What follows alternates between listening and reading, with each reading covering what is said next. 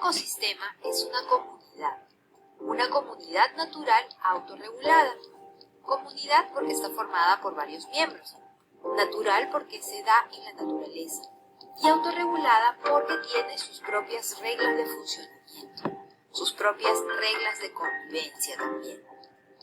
Ahí habitan organismos vivos que interactúan unos con otros y estos organismos vivos también interactúan con el medio físico que los rodea. El término ecosistema fue acuñado por el ecólogo británico Arthur Dancer. ¿Cuáles son los factores de un ecosistema? Los factores de un ecosistema son dos. Los bióticos, que es específicamente la biocenosis, más o menos es lo mismo, los factores bióticos o la biocenosis, que es la parte viva de un ecosistema, como por ejemplo las plantas, los animales, los hongos, las bacterias, todo lo que posee vida dentro de un ecosistema son los factores bióticos o la biocenosis.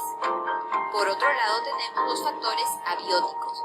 Los factores abióticos son la parte no viva del ecosistema, como por ejemplo la luz solar, la presión atmosférica, etcétera, etcétera, etcétera. Hablemos específicamente ahora sobre los tipos de factores bióticos. Recordemos que los factores bióticos son la parte viva, los miembros vivos de este ecosistema. Entre ellos tenemos a los productores. Los productores son autótrofos, es decir, que son capaces de generar su propio alimento a partir de sustancias sencillas con la ayuda de la luz del sol. Recordemos un poco lo que sabemos sobre la naturaleza y lo que hemos visto en algunos otros videos de Te lo explico. ¿Qué ser vivo es capaz de producir su propio alimento en un proceso llamado fotosíntesis? Claro, las plantas son productores porque son autótrofos, son capaces de generar su propio alimento, son la base de la cadena alimentaria. Por ejemplo, las plantas, como dijimos, en el caso de la vida marina, las algas, que también son plantas marinas, y algunas bacterias. Luego tenemos a los consumidores. Los consumidores son heterótrofos, es decir, que no pueden producir su propio alimento, sino que se tienen que alimentar de otros seres vivos.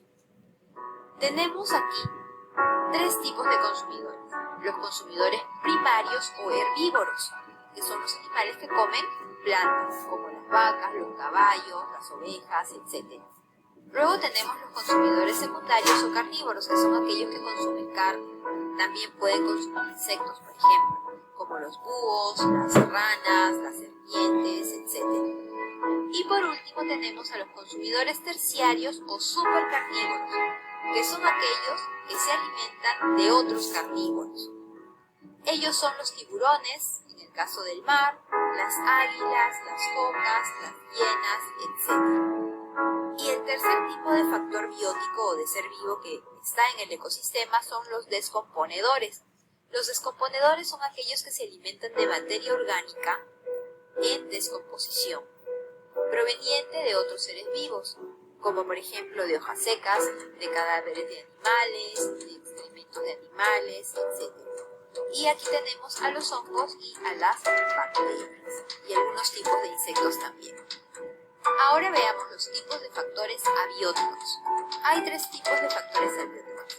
En primer lugar tenemos a los cinéticos, que son la gravedad y la presión atmosférica. Luego tenemos a los edáficos. Los edáficos son la temperatura y la luz solar. Y finalmente a los químicos, como el aire y el agua. Ellos son los factores abióticos o no vivos dentro de un ecosistema. Bióticos o no vivos dentro de un ecosistema. Por último, veamos cuáles son las características generales de un ecosistema. Primero tenemos que decir que son jerárquicos en cuanto a la alimentación, ya que hay una cadena alimenticia en la que unos se van comiendo a otros y van teniendo más preponderancia o están más arriba de la cadena alimenticia. Luego podemos decir que los ecosistemas están basados en relaciones entre los miembros de un mismo ecosistema, de una misma especie, entre los miembros de distintas especies y también entre los miembros totales y el medio ambiente que los cobija. Los seres que allí habitan dependen unos de otros, y hay un equilibrio óptimo entre los seres vivos y su medio ambiente. Por lo tanto, hay una constante transmisión de energía de unos a otros y del ambiente a los seres vivos. Los seres vivos se adaptan al clima y al medio que los rodea.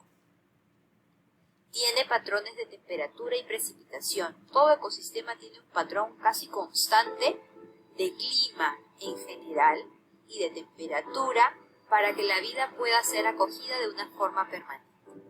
Y bueno, chicos, eso es todo por el día de hoy. Espero que les haya servido y les haya gustado. Recuerden que